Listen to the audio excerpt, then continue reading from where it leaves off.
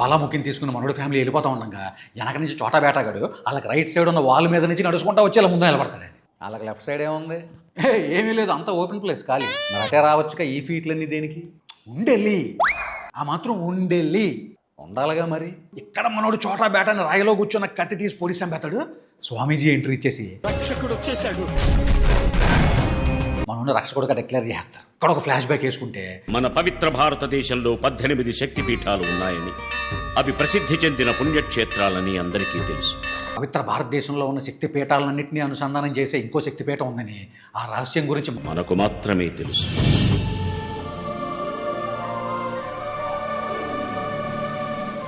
ఆ శక్తిపీఠాన్ని నాశనం చేస్తే భారతదేశం నాశనం అయిపోద్దని ఎంతోమంది భారతదేశం మీద దండయాత్రలు చేశారని చెప్తాడండి.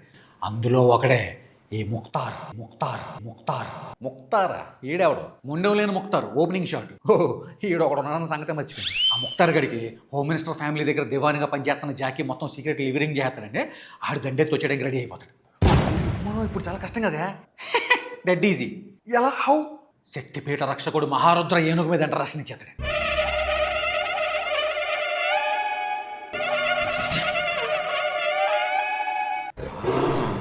రుద్రశూలంతో డోర్ ఓపెన్ చేసి లోపలికి వెళ్ళి పూజలు చేస్తున్న టైంలో ముక్తారగాడు అటాకింగ్ చేస్తాడండి. ఆడితో ఫైట్ చేస్తున్న టైంలో మన రక్షకుడిని దివాన్గడు ఎన్నిపోటు పొడి చేస్తాడు. ఇప్పుడు చాలా కష్టం కదా. Dead easy. ఎలా? హౌ? అమ్మవారి ఆశీర్వాదం. ఎగ్గిరి నరికితే ముక్తారగాడి తల గాల్లో ఉంటుంది, ముండెం అమ్మవారి పాదాల దగ్గర ఉంటుంది. ఆ రక్షకుడు కొడుకే మన శక్తి. మళ్ళీ ఈజిప్ట్ గ్యాంగ్ అటాకింగ్ ప్లాన్ చేస్తున్నారని ఇమ్మీడియట్గా నువ్వు రుద్రశూలం తెచ్చేయాలని చెప్పడంతో మనోడు జాకీ దగ్గరికి వెళ్ళిపోతాడు. ఈజిప్ట్ మాత్రం ఏదో మ్యాజిక్ చేసి ఈ రాకగాని బతికిచ్చేదండి. మనోడు అవతార చేతిలో నిమ్మకాయ పెట్టి ఆ జాకీ గారిని ఎరగొట్టి శూలం దక్కిచ్చేసుకుని హీరోయిన్తో పాట తీసుకుంటాడు. ఇక్కడ ఏదో అడుగుతారుగా, సైలెంట్గా ఉన్నారే, బ్రెయిన్ వాడద్దన్నావుగా. Very good decision. ఇక్కడ హోమ్ మినిస్టర్ పక్కన ఉండే ప్రచండ ఫ్లేట్ ఫిరాయించేసి మనోడిని కాల్ చేసి ఈజిప్ట్ వాళ్ళతో చేతులు కలిపేస్తాడు.